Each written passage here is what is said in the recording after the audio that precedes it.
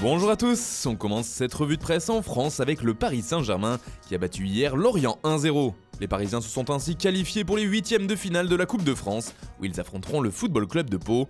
Paris a donc fait le service minimum selon l'équipe. A noter aussi qu'à l'issue de la rencontre, Leonardo est venu mettre les choses au clair devant la presse concernant le dossier Cavani. Il a notamment révélé que le meilleur buteur de l'histoire du club avait demandé à partir de Paris. On part maintenant en Espagne où le Barça jouait ce dimanche soir contre Grenade. Victoire des Blaugrana 1-0 avec un but de Messi.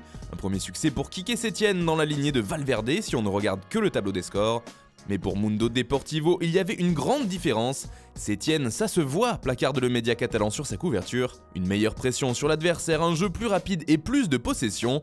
Voilà ce que le journal a noté. Le sourire semble être revenu sur les visages des supporters coulés et c'est aussi le cas pour le quotidien Sport qui parle ce lundi de grands espoirs concernant ce nouveau Barça.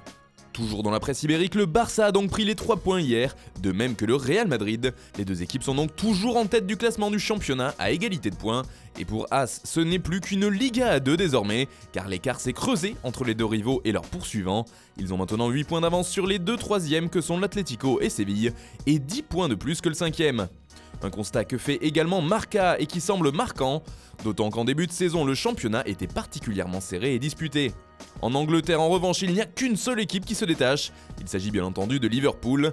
Les Reds ont encore gagné ce dimanche, cette fois face au voisin et rival historique Manchester United. Ils ont désormais 16 points d'avance sur le second City, comme le rappelle le Daily Mirror, alors qu'ils ont joué un match de moins que les Sky Blues. Toujours invaincu en championnat, Liverpool est tout simplement injouable en ce moment, à l'image de leur star Mohamed Salah, buteur hier.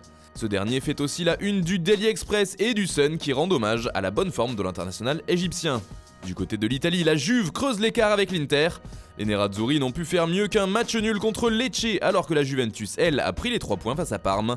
Victoire 2-1 grâce notamment au célèbre Cristiano Ronaldo, double buteur ce dimanche. CR fait 7 et ciao s'amuse la Gazzetta dello Sport car le Portugais a marqué lors des 7 dernières rencontres avec la vieille dame.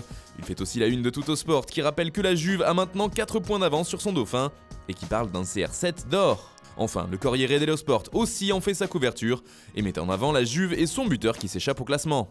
Et puis on termine ce tour de la presse par le Portugal où Bruno Fernandes est le joueur qui fait le plus parler.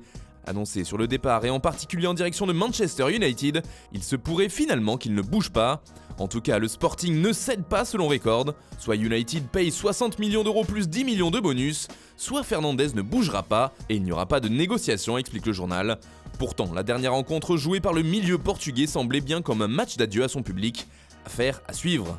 Voilà, c'est tout pour ce matin. Bonne journée à tous, on se retrouve très vite pour une nouvelle vidéo sur Foot Mercato.